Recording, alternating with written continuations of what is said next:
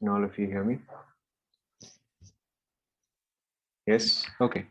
So let's continue. So last class we were discussing defects in solids. So defects में हमने क्या क्या discuss किया? तो the first part that we had discussed was vacancy defect or interstitial defect. Vacancy defect or interstitial defect in case of ionic solids is called as Frenkel defect or Schottky defect. ठीक है? Frenkel defect is a dislocation defect in which in general cations dislocate from their positions. Schottky defect में क्या होता है कि equal number of positive and equal number of negative charges are missing from the crystal.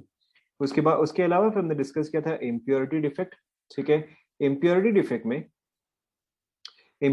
में क्या होता है कि when some other foreign substance or when some other foreign element is present in a crystal, it is called as impurity defect. Now sometimes the impurity can be natural and the other times it can be used for certain properties, जैसे कि जब भी आपके पास semiconductor होता है, or to make extrinsic semiconductor we use impurity defect or we dope the material. We can dope the material with a group 15 element. Group 15 element के साथ अगर हम डोप करते हैं तो कौन सा टाइप का सेमीकंडक्टर फॉर्म होता है? अगर आप 15 के साथ डोप करते हैं तो कौन सा टाइप का होता है बताओ? 15 हाँ 15 जो है वो आपका एन टाइप का होता है एंड अगर आप 13 के साथ करते हो तो it forms a P type. In case of N type of semiconductor the majority carriers are in case of n type the majority carriers are correct. In case of n type the majority carriers are electrons. In case of p type the majority carriers are holes. ठीक है? ये जो है ये हमने impurity defect में discuss किया था. Apart from that we have also discussed one more thing कि अगर सपोज करो मैं SrCl2 ऐड कर रहा हूं in NaCl तो Sr for every Sr2 plus how many voids would be created. तो एक Sr जो है वो दो Na को रिप्लेस करेगा एंड उसमें से किसी भी एक का पोजीशन जो है वो ऑक्यूपाई करेगा. So overall the number of vacancies created would be 1. Similarly अगर Sr के जगह हम अल्यूमिनियम ऐड करते हैं to same sodium chloride, in that case aluminium जो है वो 3 सोडियम को रिप्लेस करेगा. ठीक है? तो 3 सोडियम को रिमूव करेगा, उसमें से किसी भी एक का पोजीशन जो है वो ऑक्यूपाई करेगा. So overall it will be creating 2 vacancies. यहां तक तो सभी को ध्यान में आ रहा है? Okay, so now let's proceed. So जहां पे हमने एक ग्राफ बनाया था, कहाँ गया डिफेक्ट्स ये रहा. ओके, सो डिफेक्ट्स में देखो हमने ग्राफ बनाया था stoichiometric, vacancy, interstitial, this we have already discussed. Impurity defect that also we have already discussed. Now we have to discuss non stoichiometric defect that is metal excess and metal deficient. ठीक है? सो देखो यहाँ पे अब आप heading डालो non stoichiometric defects. Non stoichiometric defect, right? इसमें आप सबसे पहला डालो metal excess defect. Metal excess defect. ठीक है ना? इसके दो मोस्ट कॉमन एग्जांपल होते हैं. ठीक है? इसके दो मोस्ट कॉमन एग्जांपल होते हैं. पहला एग्जांपल क्या होता है? आप पहले लिखते जाओ. व्हेन NaCl इज हीटेड, आप पहले कॉपी करते जाओ. Is heated in sodium vapour, is heated in sodium vapor, Na gets deposited, copy करते जाओ फटाफट आप लोग, on surface of crystal, on surface of crystal and ionizes, that is Na gives you Na plus electron. Chloride from the bulk, copy करते जाओ, from the bulk moves to the surface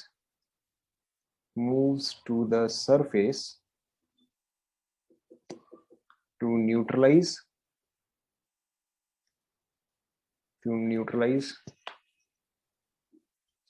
the Na plus, and electron travels from surface, copy करते रहो, from surface to hole left behind by Cl minus. These holes are called as these holes are called as F centers. ठीक है, F centers. इसकी spelling अब मैं 100% sure नहीं हूँ, but something far Berger ऐसे कुछ होता है, फार बेंजर. ठीक है, इसकी स्पेलिंग का मैं श्योर नहीं हूँ, ठीक से कर देते हैं.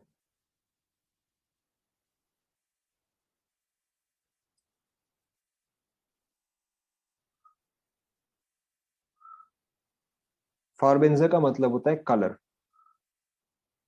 ठीक है, इसकी स्पेलिंग का मैं श्योर नहीं हूँ. These holes are called as F centers and are responsible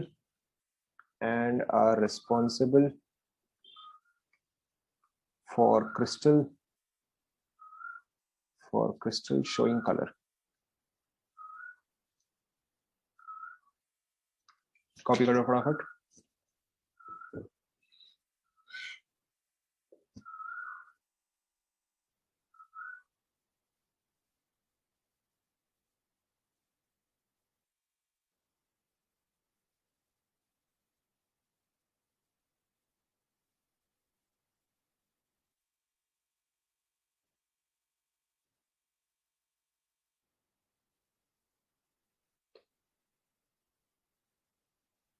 okay, सो मैं एक और बार पैराग्राफ जो है वो रीड कर रहा हूँ. देखो आप लोग.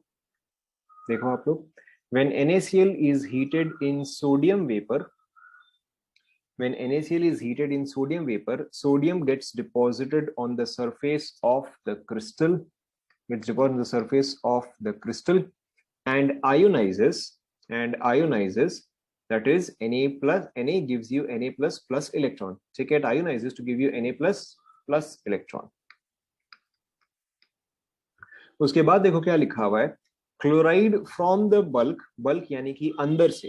ठीक है, surface is outside, bulk is inside. Chloride from the bulk moves to the surface to neutralize the Na+, and electron travels from the surface to the hole left behind by Cl-. These holes, ठीक है, वो whole जो कि chloride छोड़ के गया, जहां पर कि अब इलेक्ट्रॉन ऑक्यूपाई करने वाला है. These holes are called as F centers. F का फुल फॉर्म होता है Farbenzer. Okay, Farbenzer means color and are responsible for the crystal showing color. पहले आप फटाफट कॉपी कर लो.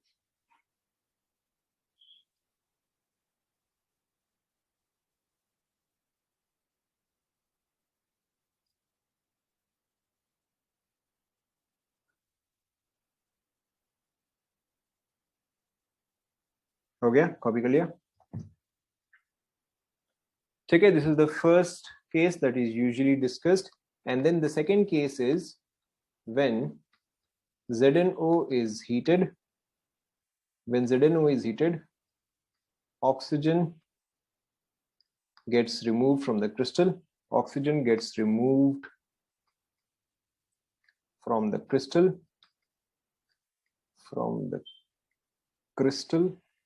CRY. From the crystal, that is ZnO on heating gives you Zn2 plus 2 electrons plus half of oxygen. ठीक है, ये जो है gas form में एस्केप कर जा रहा है. Okay, hence oxygen leaves behind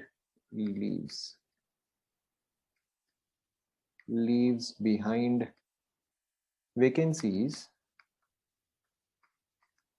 which are occupied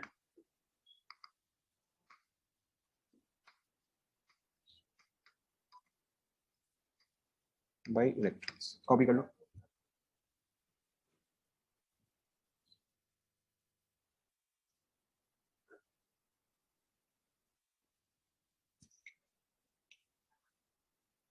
done. I think हम लास्ट वाले भी पहले लिख ही लेते हैं. ठीक है, हम पहले लिख लेते हैं. So this was your metal excess defect.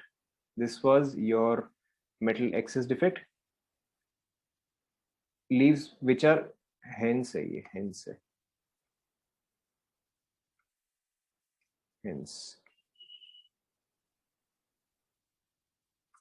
ठीक से लिखा क्यों नहीं जा रहा. Hence oxygen leaves behind vacancies which are occupied by electrons.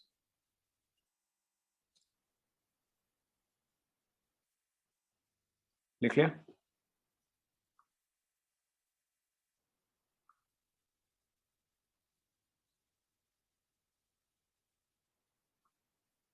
पहले हम नेक्स्ट डेफिनेशन भी लिख ही लेते हैं.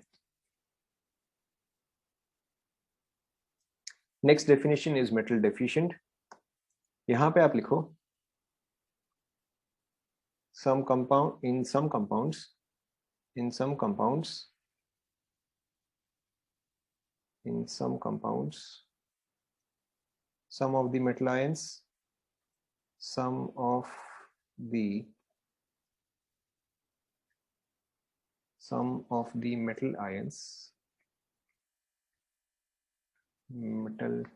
ions oxidize or show variable oxidation state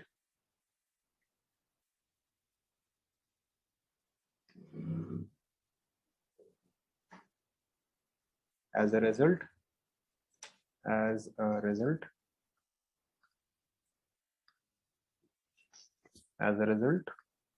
the overall formula of the compound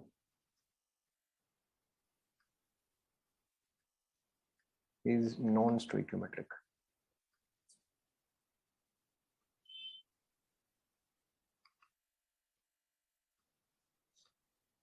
पहले आप यहां तक लिख दो.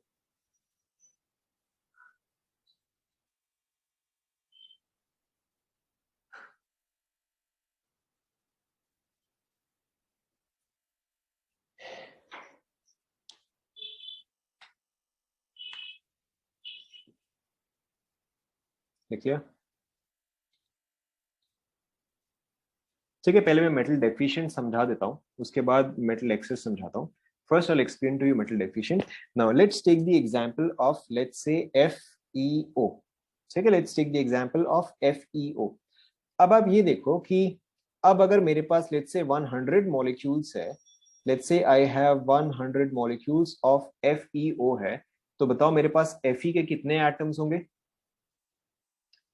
Fe के कितने एटम्स होंगे बताओ?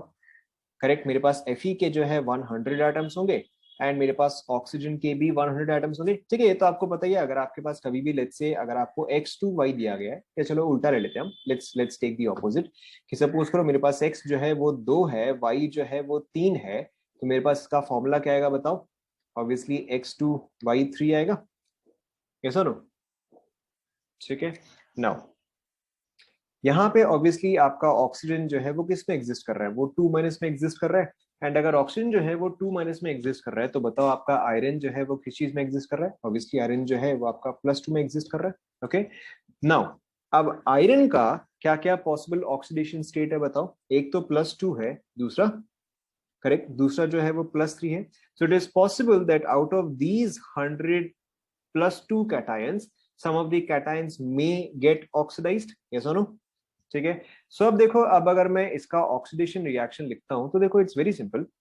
सो देखो यहाँ पे क्या हो जाएगा, अगर सपोज करो मैं यूज करता हूँ लेट्स से Fe2+ एंड अगर ये ऑक्सीडाइज हो रहा है टू गिव मी Fe3+, तो यहाँ पे मुझे इसका रिक्वायर्ड होगा 3, तो इसका आएगा 2, और यहाँ पे क्या आ जाएगा? Fe आ जाएगा. देखो हमने ऑलरेडी रिडॉक्स जो है वो डिस्कस कर लिया है.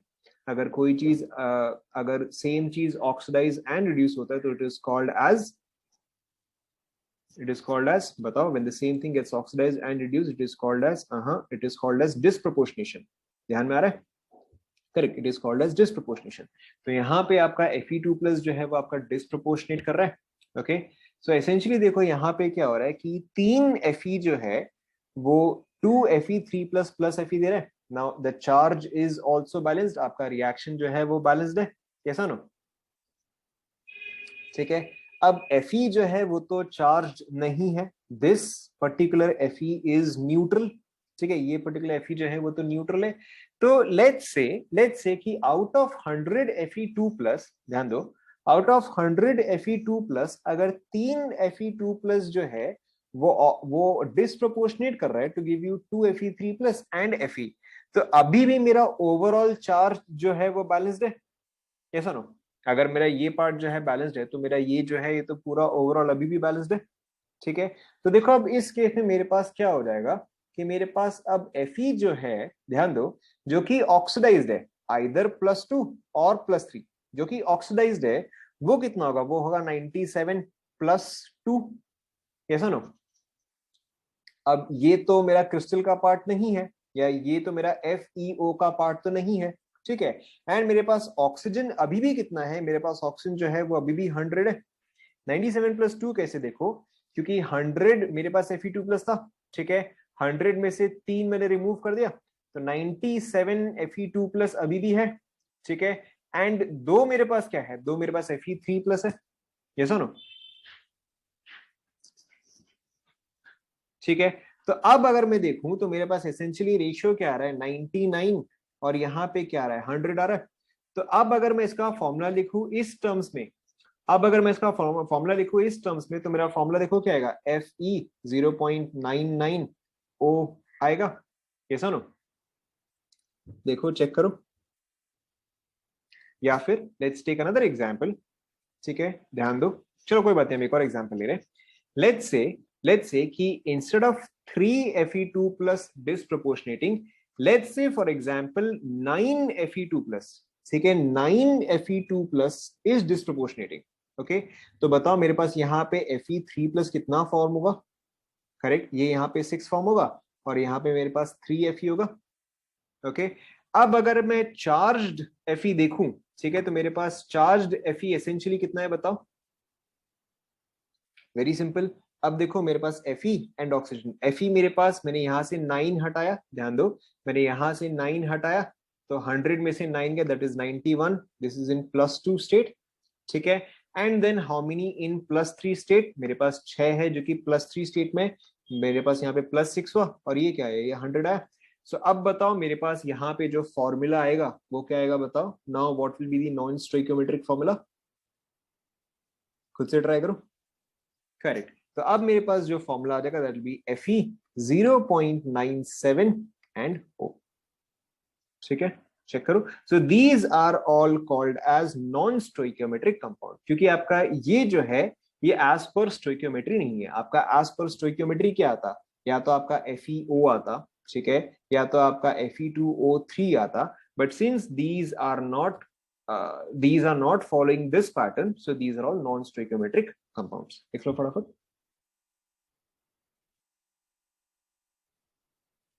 क्या अब ये सभी को क्लियर हुआ,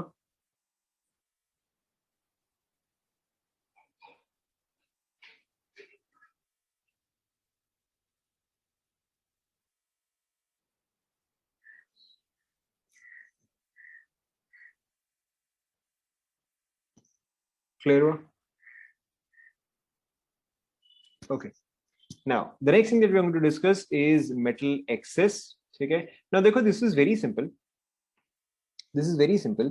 सपोज करो कि मेरे पास मेटल जो है वो फॉर एग्जांपल 100 है, FeO एंड Fe2O3, यस, ये आपका स्टोइकियोमेट्रिक हो गया, ये जो है ये आपका स्टोइकियोमेट्रिक हो गया, कि एज पर स्टोइकियोमेट्री ये आना चाहिए। अब ये तो ऑब्वियसली स्टोइकियोमेट्रिक रेशियो में नहीं है ना, ठीक है। नाउ नाउ ध्यान दो, सो मेरे पास मेटल जो है लेट्स से वो 100 है, मेरे पास नॉन मेटल जो है वो लेट्स से आल्सो 100 है, ठीक है। Let's say that initially the number of metals and non metal is equal and it is equal to 100। अब मेटल एक्सेस में क्या करना है, मुझे मेटल जो है वो नॉन मेटल से ज्यादा करना है, मेटल जो है वो मुझे नॉन मेटल से ज्यादा करना है, ठीक है। So I can do this in 2 ways, yes और नो, बताओ वो क्या क्या होगा, ठीक है। मुझे मेटल को जो है वो मुझे नॉन मेटल से ज्यादा करवाना है, ठीक है, बताओ वो चीज हम कैसे कर सकते हैं, करेक्ट। या तो मैं मेटल का क्वांटिटी जो है, ठीक है, मैं यहाँ पे दो चीज कर सकता हूं, या तो मैं मेटल का क्वांटिटी जो है उसको मैं इंक्रीज करूं, ठीक है, या फिर मेटल का क्वांटिटी जो है वो एज इट इज रहे एंड नॉन मेटल का क्वांटिटी जो है वो मैं डिक्रीज करूं, यस नो, ये समझ में आया, ठीक है। नाउ सो एक केस हमने क्या डिस्कस किया कि मेटल का क्वांटिटी इंक्रीज, दूसरा केस क्या है, नॉन मेटल का quantity decrease. Now if you go back to our example, the first one is when NaCl is heated in sodium vapour. तो बताओ फर्स्ट वाला जो है वो कौन सा केस हुआ, बताओ फर्स्ट वाला जो है वो कौन सा केस हुआ, correct, the first one is metal को आप इंक्रीज कर रहे हो, क्योंकि ऑब्वियसली अगर आप NaCl को सोडियम वेपर में हीट कर रहे हो तो ऑब्वियसली आप मेटल का ही क्वांटिटी जो है वो आप इंक्रीज करवा रहे हो, ऐसा नो? ठीक है। एंड सेकंड केस में देखो, सेकंड केस में देखो, with zinc oxide is heated oxygen gets remove, तो ये वाला आपका कौन सा केस हुआ बताओ? करेक्ट, यहाँ पे आप नॉन मेटल को जो है उसको आप डिक्रीज कर रहे हो। क्या ये पार्ट पहले सभी को समझ में आया? ये पार्ट समझ में आया? Okay, so now we are still not done, देखो ध्यान दो। सो NaCl एंड ZnO के केस में होता क्या है, सबसे पहले देखो आपके पास लेट्स से NaCl का स्ट्रक्चर है, तो हाँ, तो दोनों ही तो पॉसिबल है ना, दोनों ही तो पॉसिबल है ना।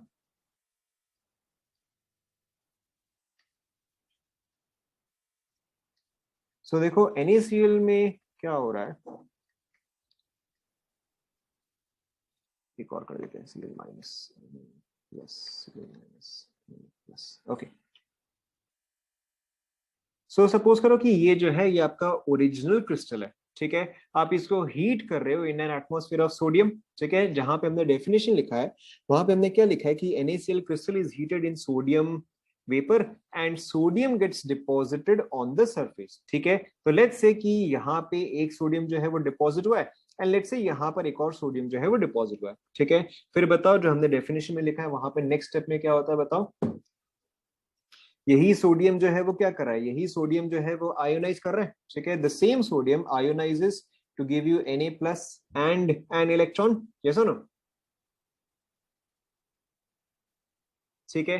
एंड सेम चीज ये वाला भी सोडियम जो है, ये वाला सोडियम भी आयोनाइज कर रहा है to give you Na plus and an electron, ठीक है। अब देखो नेक्स्ट स्टेप में क्या हो रहा है कि इस Na प्लस को सेटिस्फाई करने के लिए, ध्यान दो, इस Na प्लस को सेटिस्फाई करने के लिए आपका ये वाला क्लोरीन जो है, फॉर एग्जाम्पल आपका ये वाला क्लोरीन जो है वो बल्क से निकल के, the inner part is called as the bulk, the outer part is called as the surface, okay. तो ये वाला क्लोरीन जो है ये अंदर से निकल के या बल्क से निकल के सरफेस पे जाता है, ठीक है। तो अब इससे क्या होगा कि क्लोरीन तो आपका बाहर आ गया, तो यहाँ पे क्या रह जाएगा, यहाँ पे एक वेकेंट स्पेस रहेगा, क्लोरीन जो है वो बाहर में आ गया। So now this Na plus is neutralised और it is balanced by Cl minus, ठीक है। यहां पर जो वेकेंट स्पॉट रह गया, ठीक है, वो चीज अब क्या ऑक्यूपाई करेगा, वो चीज ये इलेक्ट्रॉन जो है वो ऑक्यूपाई करेगा, ठीक है। So this electron moves from the surface to the bulk, ठीक है।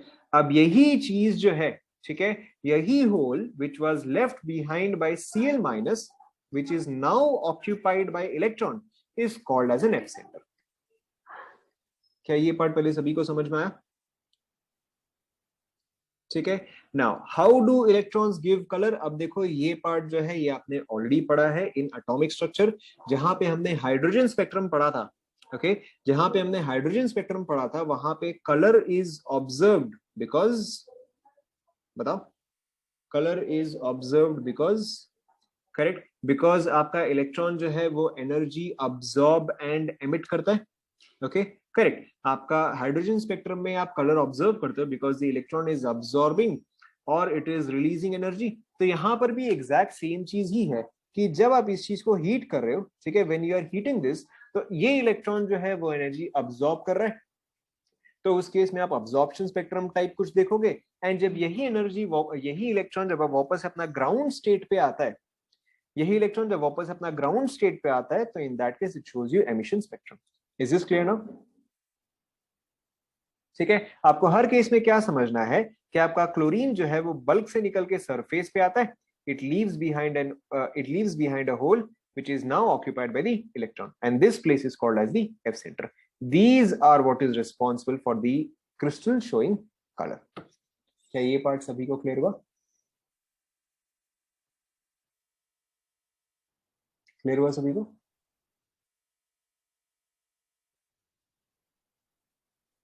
यस, नो, कॉपी कर लो।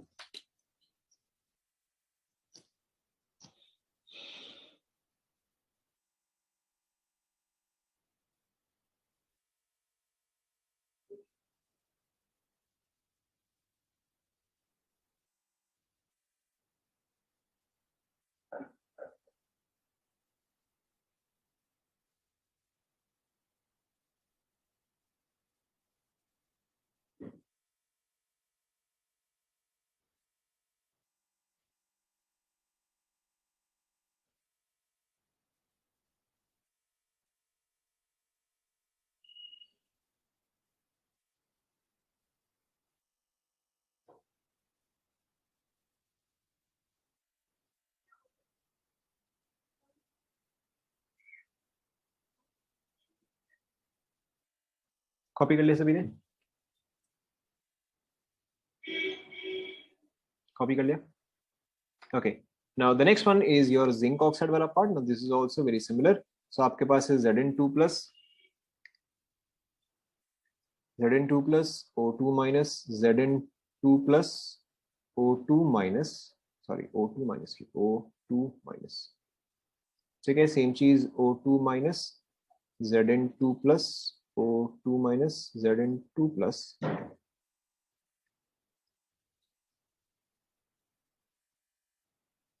ठीक है, तो सेम चीज, सेम चीज. अब देखो यहाँ पे जब मैं इस चीज को हीट कर रहा हूँ, ठीक है, ध्यान दो, यहाँ पे जब मैं इस चीज को हीट कर रहा हूँ तो मेरा ऑक्सीजन जो है वो तो मेरा रिलीज हो जा रहा है.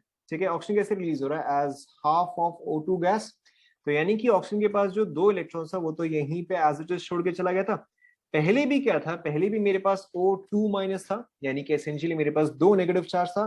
अभी भी मेरे पास क्या है? अभी भी मेरे पास 2 इलेक्ट्रॉन है, which is essentially 2 negative charge.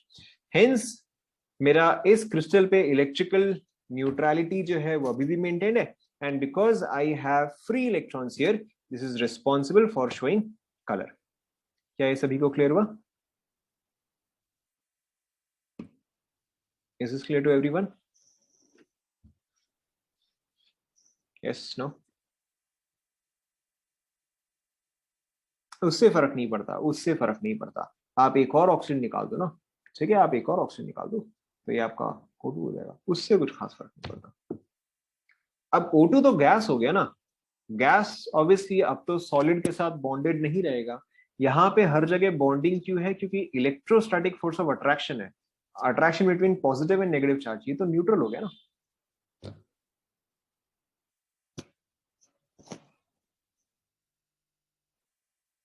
क्या यहां तक सभी ने कॉपी कर लिया? सभी ने कॉपी कर लिया? Okay, so I think I have a couple of videos to show you which might be helpful. One second.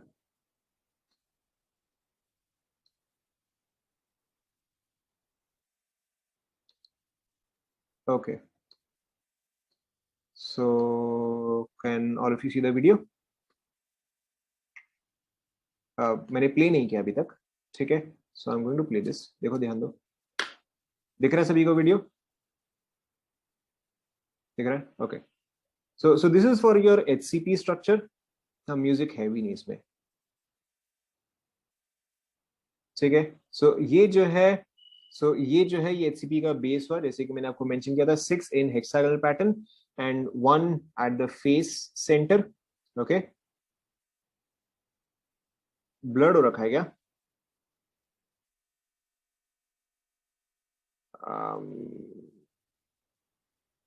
तो ऑप्टिमाइज तो हो रखा है. ठीक है, कोई बात नहीं, आप देखो, आप देखते जाओ पहले. ठीक है, आई एम गोइंग टू, आप पहले पूरा वीडियो देख लो, then I will explain again. ठीक है, पहले आप पूरा वीडियो देख लो.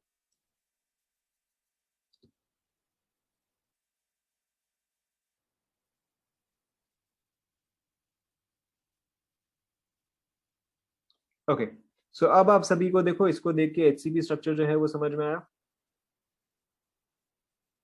Yes, no? ठीक है, so this is how your HCP structure is. So 6 at the corners, 1 at the face center, 3 on top of it. ठीक है, and then 6 more on top of it. तो ये आपका A B लेयर हुआ है. ठीक है, octahedral void in case of HCP is not necessary. ठीक है, but even then it's not particularly difficult. आप सिर्फ इतना ही समझो, देखो, आप सिर्फ इतना ही समझो कि कौन से voids है जो कि 6 स्पीयर से सराउंडेड है. ठीक है, आपको बस इतना ही समझना है. So you can obviously guess कि अच्छा 6 से कौन से सराउंडेड, जैसे कि 1 2 3 4, ये 5, और इसके सामने जो होगा वो क्या होगा? वो छठा होगा. तो ठीक इसका फेस सेंटर जो है, इसका फेस सेंटर जो है वो होगा. ठीक है, rutile is not in syllabus, you don't have to worry too much about it. ठीक है, आई डोंट थिंक इस वीडियो में और कुछ काम का है. और कुछ काम का है क्या इस वीडियो में? वन सेकेंड, इसमें तो और कुछ काम का नहीं है. हाँ, ये तो फालतू, ये तो कोई काम का नहीं है. Okay, so I have also another for metal deficiency. Okay, ध्यान दो, पहले आप पूरा देख लो।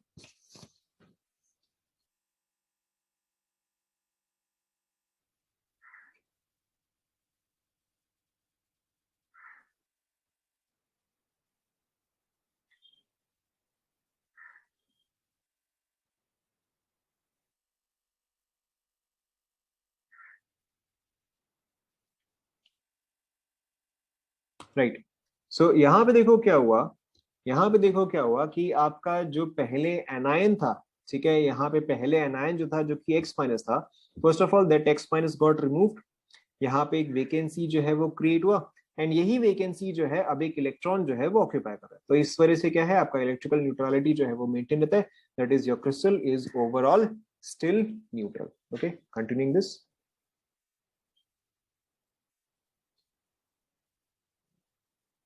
क्योंकि हीट निकले, हीट प्रोवाइड करने से आप एनर्जी दे रहे हो ना उसे।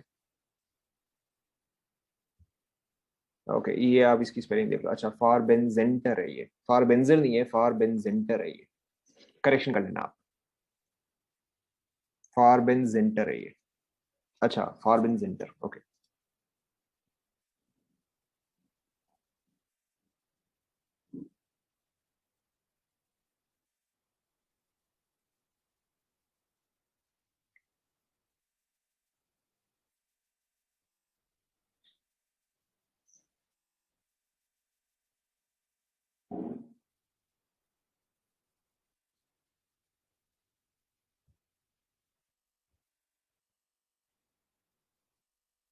ठीक है, अब यहाँ पे देखो, अब यहाँ पे देखो इस वाले केस में क्या हुआ है, जो कि हमने फर्स्ट वाला केस डिस्कस किया था, जहां पर कि आप इसको हीट कर रहे हो in the presence of sodium vapour, right. तो सोडियम वेपर से क्या हो रहा है कि आपके पास सोडियम जो है वो एक्स्ट्रा डिपॉजिट हो रहा है, ठीक है, सोडियम जो है वो एक्स्ट्रा डिपॉजिट हो रहा है, एंड देन उसको बैलेंस आउट करने के लिए, ठीक है, उसको बैलेंस आउट करने के लिए आपका एनायन जो है मूव कर रहा है, इस पर्टिकुलर डायग्राम में एनायन जो है वो मूव करता शो नहीं किया है, डजेंट मैटर, बात जो है वो एक ही है। तो इस कैटायन को बैलेंस करने के लिए you are using an extra electron, ठीक है, this is also the same thing as जो हमने प्रीवियस वाला केस जो है, या जो फर्स्ट वाला केस जो हमने डिस्कस किया था, ठीक है, it is exactly the same thing, यहाँ पे आपने एक्स्ट्रा कैटायन जो है वो ऐड किया है।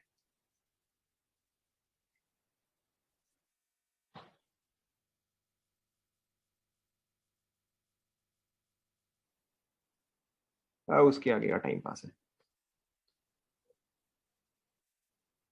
Same thing. हाँ, ये वाला देख लो, मेटल एफिशिएंसी डिफेक्ट,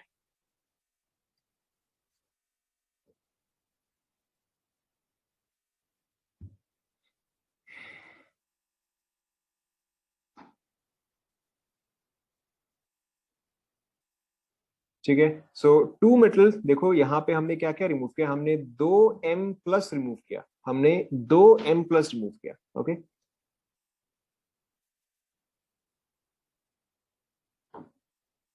ठीक है। So those 2m+ was substituted by 1m2+, ठीक है।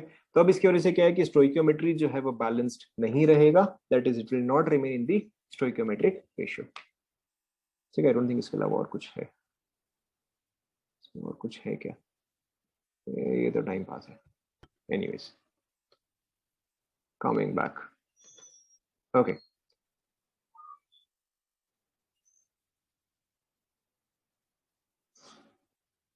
Okay. So is this clear to everyone now, metal excess defect, metal deficiency defect, क्या ये सभी को क्लियर हुआ? ठीक है, okay. Now we have to complete one more thing, but I don't think बहुत ज्यादा टाइम है, सो इंस्टेड बेटर होगा आप लोग कॉपी कर लो, ठीक है। सो डिफेक्ट्स जो है वो कौन सा नंबर था, आई थिंक फिफ्थ या सिक्स नंबर था, सिक्स नंबर था, ठीक है। फिर आप सेवेंथ नंबर लिखो, ठीक है, फिर आप सेवेंथ नंबर लिखो, डिफेक्ट्स जो है वो वहीं पर ही खत्म होता है, डिफेक्ट्स जो है वो वहीं पर ही खत्म होता है, ओके। फिर आप सेवेंथ नंबर लिखो, crystalline and amorphous, crystalline and amorphous substances.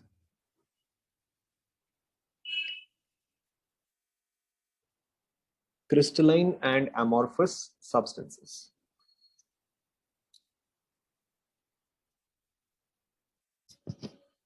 Heading लिख दिया सभी ने? Okay, since there is not lot of time, I think हम इसको फटाफट खत्म करें तो बेटर रहेगा। सो पहले आप लोग ये वाला कॉपी कर लो, इसमें है कि नहीं है।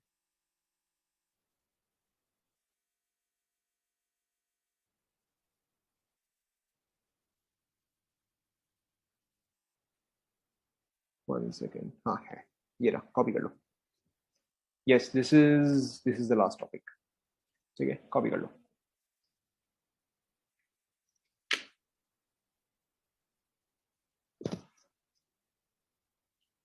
ठीक है, फटाफट आप लोग डिफरेंसेस कॉपी कर लो, फिर मैं ये चीज एक्सप्लेन कर दूंगा।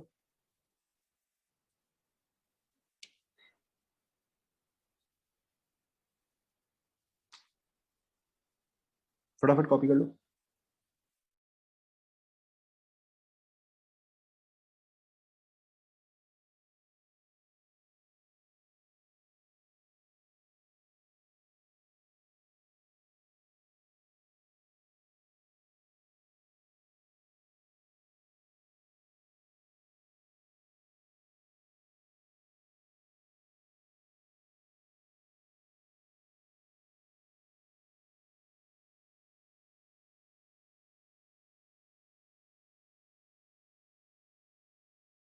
पहले लिख लो, पहले लिख लो, फिर मैं एक्सप्लेन करूंगा। पहले आप फटाफट कॉपी कर लो।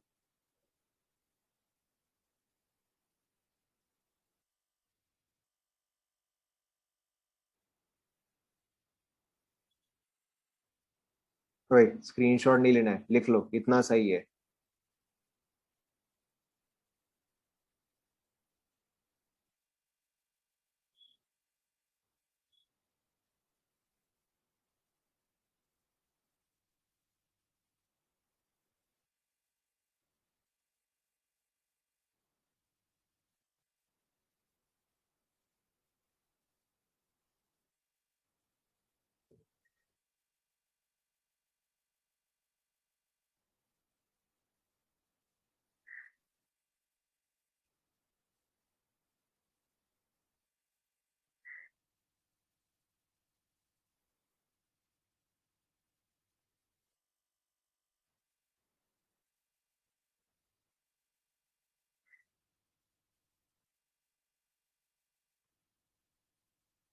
कॉपी कर लिया?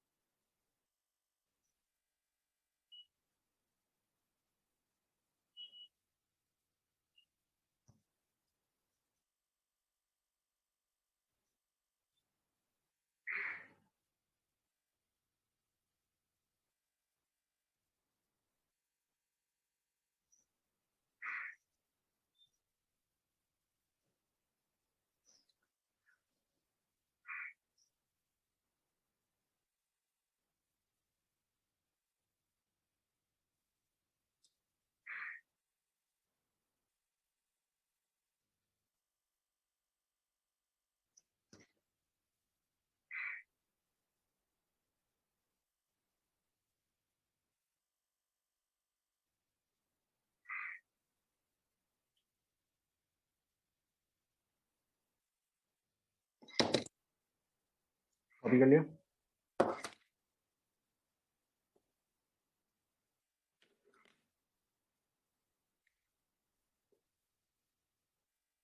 सभी ने कॉपी कर लिया?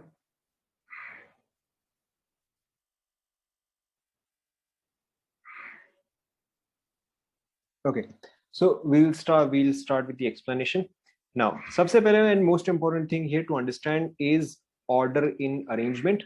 ठीक है, the most important one is order in arrangement. Crystalline solid में क्या होता है? They have long range order. Amorphous solid में क्या होता है? They have short range order. Now long range order and short range order का मतलब क्या होता है? जैसे कि for example let's consider two scenarios. ठीक है, लेट्स से कि यहाँ पे let's say this is a playground. ठीक है, this is a playground at break time whatever. ठीक है, and let's say that this is your playground this is at break time, ठीक है, and this is your playground when the assembly is taking place, ठीक है, when the assembly is taking place. Now in which case are students standing in order? बताओ, during assembly or during recess? मतलब कि इस playground में किस case में students are standing in order, और in which case is there a long range order? Neither. अरे वाह, सही है, ठीक है. So obviously in case of assembly, ठीक है, in case of assembly the students are standing in order, ठीक है, या जो सेम पैटर्न है वो काफी दूर तक जो है वो रिपीट हो रहा होगा, ठीक है. But during recess obviously there is no order in which people are standing, ठीक है. या फिर अगर आप एनसीईआरटी के केस में अगर हम देखते हैं, इसने क्या दिया हमें, सो क्रिस्टल्स के केस में अगर आप देखोगे तो जो स्ट्रक्चर है दैट इज वेरी रेगुलर, ठीक है. In this case it is very ordered, very regular, and आप किसी भी डायरेक्शन में कितने भी दूर तक जाओ आपको ऑर्डर जो है वो सेम ही मिलेगा, ठीक है. That is it always follows the order. whereas in case of amorphous, ठीक है, whereas in case of amorphous the order is not followed in the order is not followed throughout the crystal, ठीक है, या the order is not followed throughout the solid.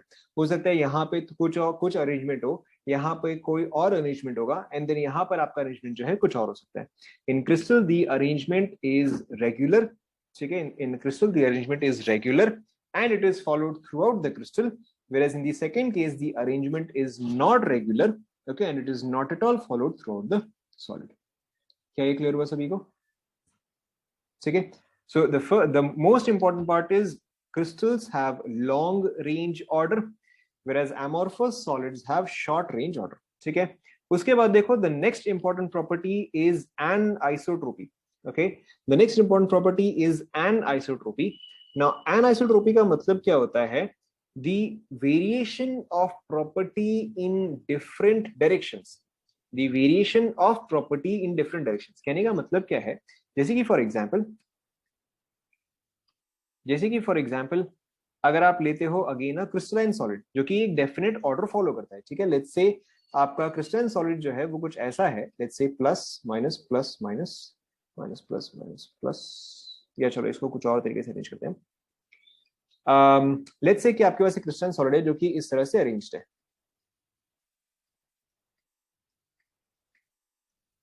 ठीक है. Now crystalline solid में क्या होता है? दे have a long range order, यानी कि यही पैटर्न जो है वो इनफाइनाइटली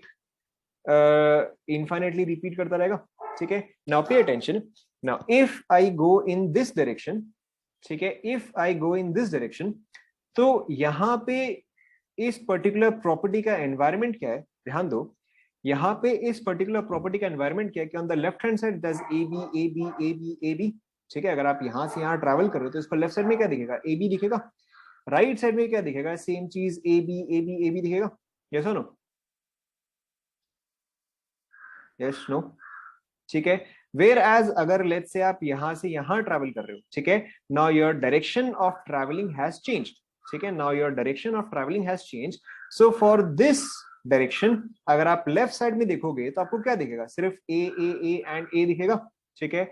वेराज अगर आप राइट साइड में देखोगे तो आपको क्या दिखेगा? सिर्फ बी दिखेगा.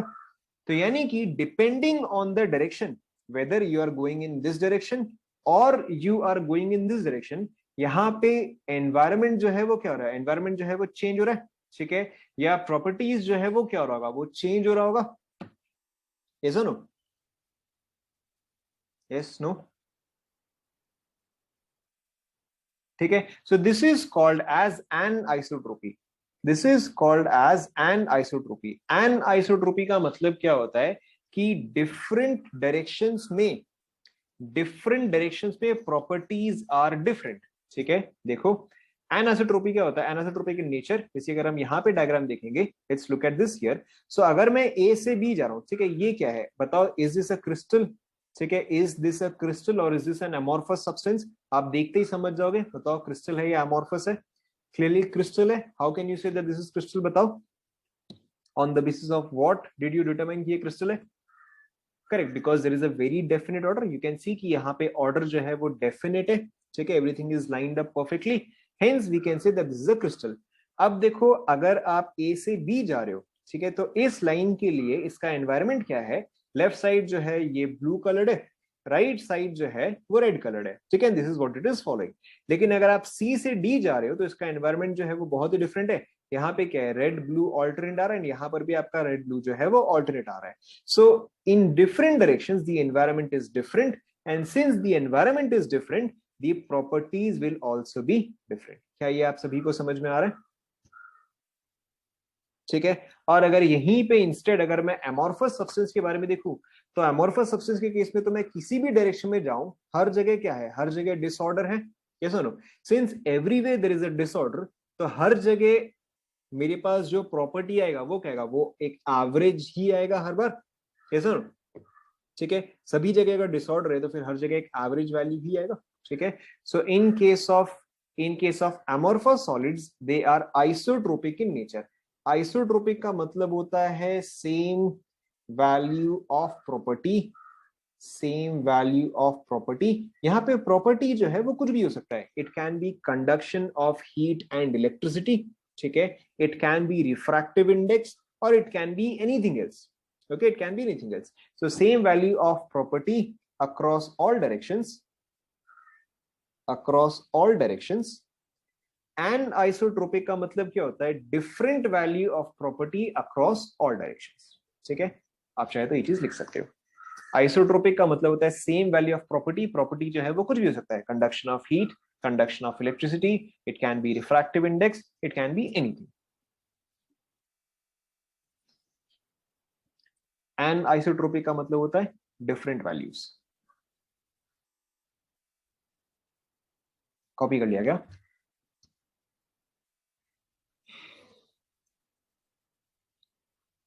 क्या चीज?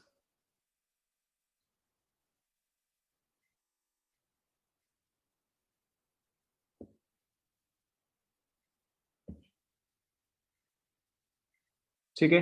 सो the two most common and most important properties are order of arrangement. ठीक है, क्रिस्टलाइन का जो है लॉन्ग रेंज ऑर्डर होता है, एमोर्फस का जो है, आइसोट्रोपिक नहीं समझ में आएगा?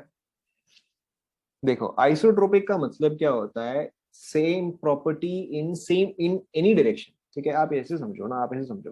ठीक है, again taking the example of assembly and playground. ठीक है, again taking the example of assembly and recess. ठीक है, ना असेंबली के केस में क्या होता है, every student is standing like this in a line, yes और नो? ठीक है, आप लोग अपने स्कूल टाइम पे तो असेंबली किया होगा, माना साल भर पहले ही किया होगा, बट किया तो होगा, यस और no?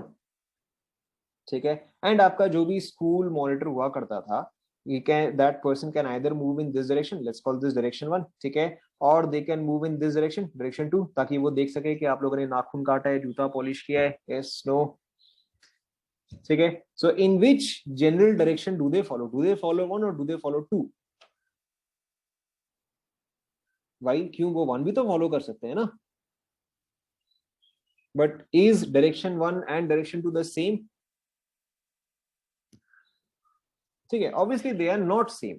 So since both the directions are not same, ठीक है, since both the directions are not same, so it is called as an isotropic. ठीक है, एंड प्लेग्राउंड में क्या है भाई, प्लेग्राउंड में तो कोई भी कहीं पर भी है, सो इट डजंट मैटर, आप किसी भी डायरेक्शन में जाओ आपको सेम तरह का ही डिसऑर्डर मिलेगा, right? So which is why this is called as isotropic. Clear? ठीक है, हो सकता है कि आपने इसका एक और एग्जाम्पल भी पढ़ा होगा, हो सकता है आपने इसका एक और एग्जाम्पल भी पढ़ा होगा, that is in case of graphite. Okay, आपने हो सकता है इसका एक और एग्जाम्पल पढ़ा होगा इन केस ऑफ ग्राफाइट। ग्राफाइट जो है वो कंडक्टिंग होता है, यस नो? ठीक है, एक तो हो सकता है कि आपके पास ग्राफाइट का ये लेयर हो, ठीक है, आपके पास एक तो ग्राफाइट का ये लेयर होता है, एंड देन इसके ऊपर ऑब्वियसली, करेक्ट, इसके ऊपर एक और ग्राफाइट का लेयर होगा। 1 सेकेंड,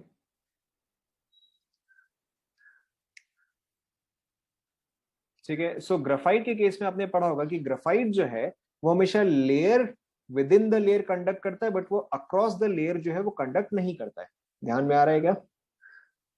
ग्राफाइट जो है वो इन दिस डायरेक्शन जो है वो कंडक्ट करता है, बट ग्राफाइट जो है वो इस डायरेक्शन में कंडक्ट नहीं करता है। ठीक है, so this is exactly the same thing. यहाँ पे आपने डायरेक्शन चेंज करते ही प्रॉपर्टी का वैल्यू जो है वो चेंज हो गया, in this direction conductor, in this direction insulator. ठीक है, so this is called as anisotropy. Done.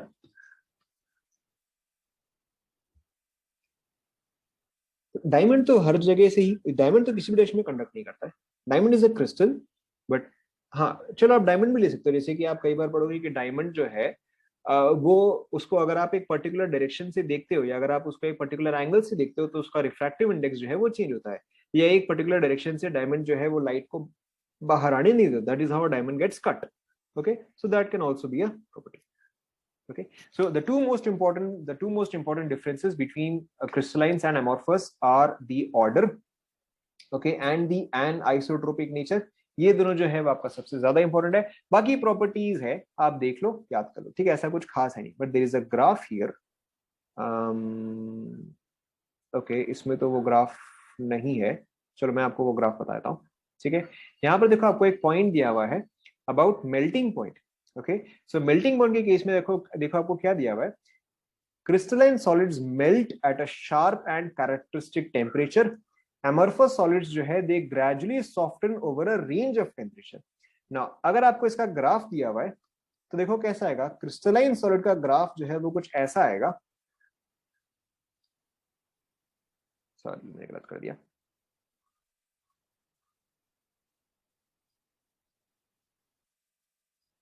ठीक है, सो ये जो है यहाँ पे ये सॉलिड हुआ, यहाँ पे ये लिक्विड हुआ, यहाँ पे ये गैस हुआ, ये जो है इसका मेल्टिंग पॉइंट हुआ, ये जो है इसका बॉइलिंग पॉइंट हुआ। ठीक है, so they have a very sharp melting point and they have a very sharp boiling point.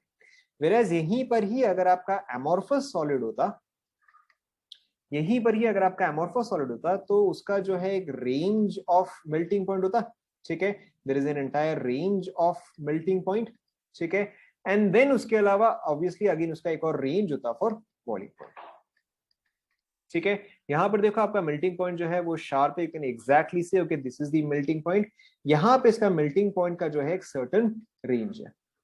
ठीक है, कॉपी कर लो, this is melting point for crystals, this is melting point for amorphous solids।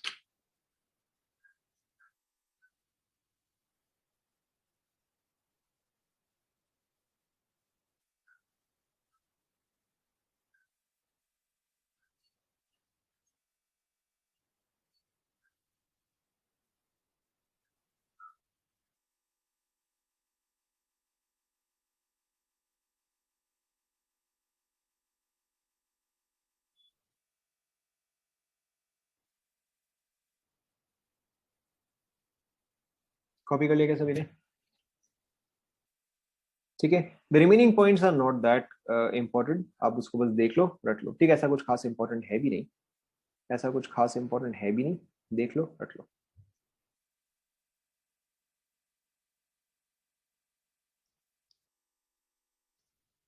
Done,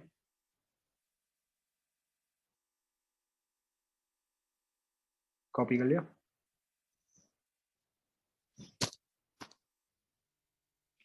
don't worry, आपको stage भी मैंने दे दिया है। ठीक है, okay, one more thing, but ये वाला आप खुद से कर सकते हो, you also have to remember the difference between solids, liquids and gases। I think यहाँ पे कहीं पे है, you also have to remember the difference between solids, liquids and gases। तो चलो वो तो मैं ऐसे डिस्कस कर लेते हैं। ठीक है, बताओ between solids, liquids and gases which one of them has strongest intermolecular force of attraction? Obviously solids। ठीक है, which one has largest intermolecular spaces? ठीक है, gases। which is compressible? which is compressible? correct, gas। which is incompressible? solids and liquids। ठीक है, both solids and liquids are incompressible। okay, which are fluids? which are fluids? liquids and gas। ठीक है, fluids जो है वो आपका liquid and gas दोनों ही consider होता है। ठीक है, now अब देखो नेक्स्ट वाला बहुत ही डिफिकल्ट आने वाला है, which has a definite shape and definite volume? correct, solid। ठीक है, which has a definite volume but not a definite shape? correct, liquid। which does not have a definite shape, does not have a definite volume? okay, gas। so I am sure आपको ये चीज जो है आता ही है, या at least ये कोई बहुत ज्यादा डिफिकल्ट तो है नहीं। okay, apart from that there is one more thing, कहाँ गया, difference between ionic solids, metallic solids and covalent solids. But I think ये चीज जो है, ठीक है, यस, ये चीज जो है ये हमने ऑलरेडी कहाँ कवर किया है बताओ? So this we have already covered, correct, this we have already covered in chemical bond. ठीक है, तो इस चीज को मैं वापस से तो नहीं लिखवा रहा, you can simply just go through it. Okay, now there is one more thing, ध्यान दो, there is one more thing we called as silicates. ठीक है, silicates जो है उसके मैं आपको नोट्स दे दूंगा. ठीक है, silicates जो है वो छोटा सा ही है, एक दो पेजेस टाइप का है, उसके मैं आपको नोट्स दे दूंगा. ठीक है, okay, now with this अच्छा, one more important point मेरे को जस्ट ध्यान में आ गया. देखो, एक और चीज आप ध्यान में रखना, ग्लास इज सूडो सॉलिड और सुपर कूल्ड लिक्विड. ठीक है, ग्लास इज सूडो सॉलिड और सुपर कूल्ड लिक्विड. ठीक है, बस something you need to remember, glass is not called as a true solid. ठीक है, glass is not called as a true solid, it is called as a pseudo solid. आपको यहाँ पे difference में जो है मिल जाएगा. ठीक है, glass is an example of amorphous. ठीक है, it is not a true solid, it is a pseudo solid or supercooled liquid. Okay, so यहाँ पे आपका खत्म होता है chapter solid state. Obviously you can start the assignment, after your exams, not a problem. Apart from that और क्या, आप stage A stage B जो है आराम से खत्म कर सकते हो.